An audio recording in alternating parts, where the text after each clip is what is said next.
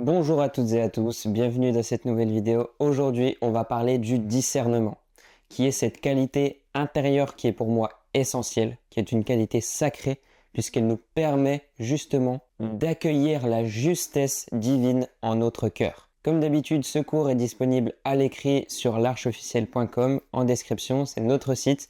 Vous allez dans l'espace cours, dans les qualités sacrées, vous choisissez le discernement et vous avez tout le texte plus les illustrations qui vont avec. Donc le discernement, ce n'est pas une qualité qui est là pour séparer, pour diviser. Il ne doit pas être utilisé comme une épée qui tranche, mais comme un œil qui voit. Celui qui voit sait. Il sait que chaque âme incarnée ici sur Terre est dans un processus et qu'il est parfois difficile et éprouvant de s'incarner sur Terre.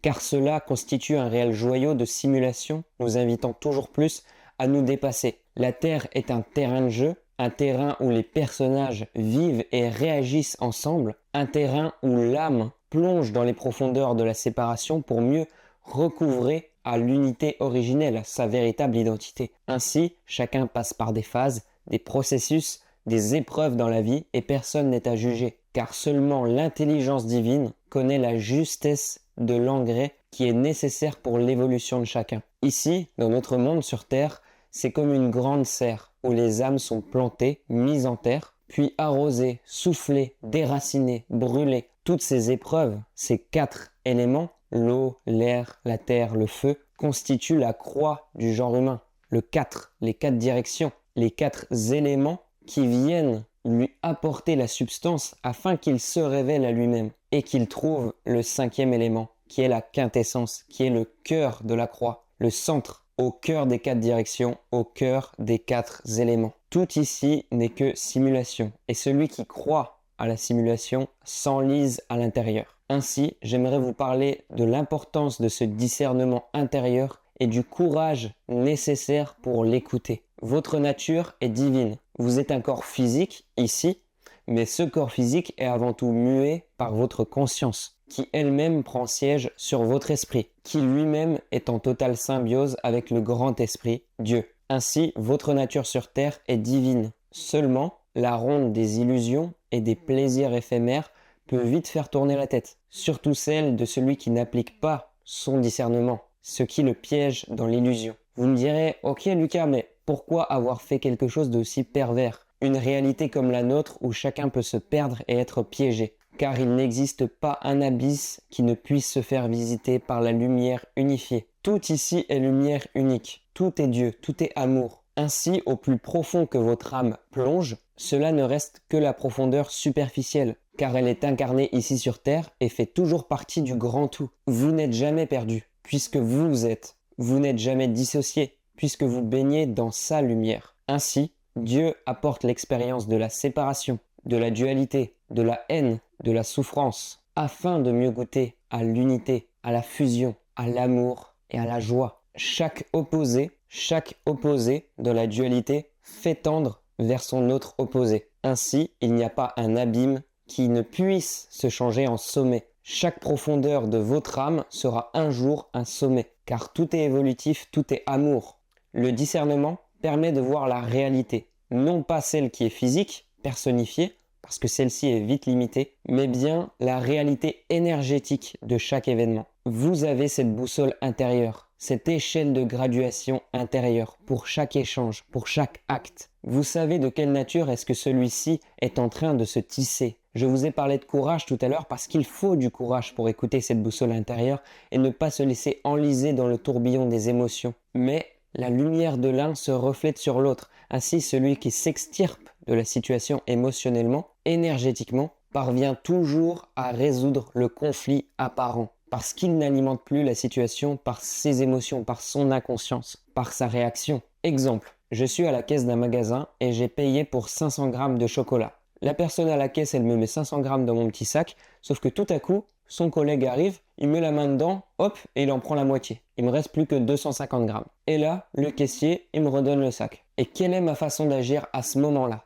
M'énerver et réclamer mon dû ou laisser leur inconscience s'exprimer et partir en paix? Cas numéro 1, je m'énerve. Je réclame ce que je dois avoir. Alors là, le caissier, il m'ignore et son collègue, il commence à hausser le ton avec moi. Au fur et à mesure, il y a des insultes qui commencent à entrer dans la conversation. Et là, les âmes s'oublient de plus en plus et elles plongent de plus en plus profondément dans l'illusion de la séparation. Elles sont alors très loin de leur identité originelle qui est celle de l'unité et de l'amour. Le collègue arrive derrière moi pour m'attraper, ni une ni deux, je prends le premier objet qui me vient sous la main parce qu'il faut bien que je me défende et là, bam, coup de barre en métal. Son collègue, il attrape la barre, boum, il m'en met un gros coup dans l'arcade. Et là, je m'enfuis, mais il continue à me poursuivre. La peur, la colère s'intensifient. Imaginez si à ce moment-là, un de nous trouve une réelle arme, un couteau. Qu'adviendrait-il? Nos deux âmes, tellement piégées dans l'illusion de la séparation, seraient prêtes à se blesser gravement, voire même se tuer. Donc voyez comment le discernement et le courage peuvent vous sauver. Mais une fois pris dans le tourbillon des émotions, ça devient de plus en plus dur de sortir de celui-ci. Une fois que j'ai mis un coup, une fois que j'ai lancé une insulte, il devient très dur de s'extirper paisiblement de la situation. J'aurais pu par exemple juste m'énerver, mais au lieu de me défendre, j'aurais pu prendre la fuite et laisser leur inconscience pour eux. Cas numéro 2, je prends mon sac à moitié rempli et je pars. Je sais que ces personnes sont dans leur processus, qu'elles projettent leur propre mal-être aux autres, qu'elles l'expriment ainsi. Je ne juge pas et je sais que chacun passe par des excès qu'il a besoin de vivre. Je pars en paix et je ne rends jamais justice moi-même. Je laisse toujours la justice à Dieu, car lui seul sait, lui seul voit et connaît le jeu, puisqu'il en est à la fois le créateur et l'observateur. Lui seul connaît le passé, le présent, le futur de chaque âme, et lui seul connaît l'engrais qui est nécessaire à chaque âme. Ainsi, je pars en paix, je les laisse dans leur inconscience. Ils se font du mal à eux-mêmes, tant pis. Ils s'empoisonnent par leur propre irrespect. Je leur envoie même de l'amour par la pensée, car c'est toujours souffrant de s'oublier soi-même au point de projeter ouvertement son poison sur les autres. Et j'essaye de comprendre pourquoi Dieu m'a apporté cette expérience, si j'ai quelque chose à comprendre, à ouvrir intérieurement. Parce que le flot des expériences dans nos vies n'est jamais un hasard. C'est l'engrais de Dieu pour nous rappeler notre identité originelle, le Christ, l'amour. Ainsi, le discernement et le courage d'appliquer ce discernement est la clé de la résolution de toutes les situations. Car en discernant par l'œil spirituel, vous n'engagez jamais dans la ronde des émotions. Et vous ne vous perdez pas dans le tourbillon des conséquences. Vous restez l'esprit libre et sain et vous continuez à faire la volonté divine sans vous perturber par des agents extérieurs. Maintenant, comment discerner? Vous n'avez même pas en réalité à discerner. Vous êtes le discernement. Votre nature même sait. Ainsi, il ne revient qu'à écouter cette voix intérieure qui vous parle.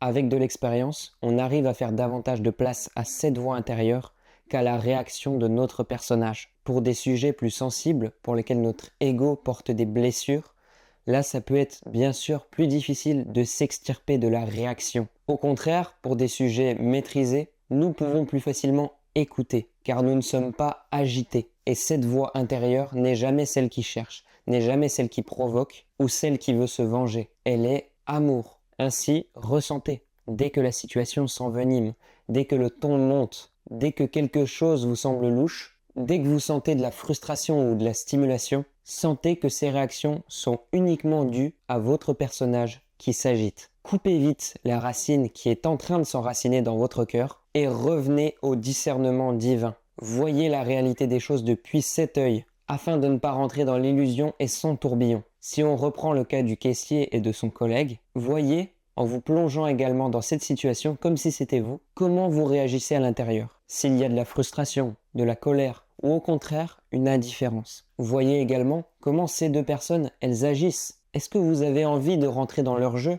et ainsi d'agir depuis le même niveau de conscience? Peut-être que vous les méprisez parce qu'ils vous ont fait du tort. Mais si vous rentrez dans leur jeu, vous vous alignez avec eux. Donc vous êtes tout aussi méprisant. C'est une question de fréquence. Celui qui s'aligne avec l'inconscience de l'autre renforce la situation et est donc tout autant inconscient que l'autre. Je vais prendre un exemple pour moi-même, parce que moi-même j'ai fait énormément d'erreurs et Dieu merci parce qu'aujourd'hui je peux évoluer. Donc ce que je faisais, c'est que je jugeais les femmes qui se dénudaient sur les réseaux sociaux. Et pourtant, mon personnage restait stimulé à la vue de ces personnes-là parce que je n'avais pas fait le travail intérieur pour voir le personnage sexuel qui est à l'œuvre, qui utilise son corps pour assouvir sa soif de pouvoir, de notoriété. Donc je me faisais encore embarquer par la ronde des illusions et des plaisirs éphémères. Le discernement, c'est important de l'avoir aussi avec soi-même, parce qu'en se condamnant soi-même, on n'est pas non plus dans une vision juste des choses.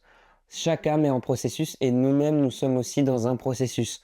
Moi-même, je me vois auparavant et je sais que, voilà, j'incarnais pas l'amour comme je l'incarne aujourd'hui, mais c'est pas grave, parce que c'est ça aussi qui a permis de révéler ces parts-là et qui permet de constituer ce joyau d'amour intérieur. Le discernement, c'est la réelle qualité divine de voir les choses au-delà de leur apparence. C'est une vision qui n'engage aucune réaction, aucun jugement. C'est une vision unificatrice. Elle ne réagit pas car elle sait, elle voit le personnage. Elle ne porte pas de jugement car elle sait et voit la cause. Donc mes frères et sœurs, ayons le courage d'écouter ce centre divin, ce cœur flamboyant qui est celui de la réconciliation. Il n'y a que lui qui unifie et instaure la paix et l'amour dans chaque relation.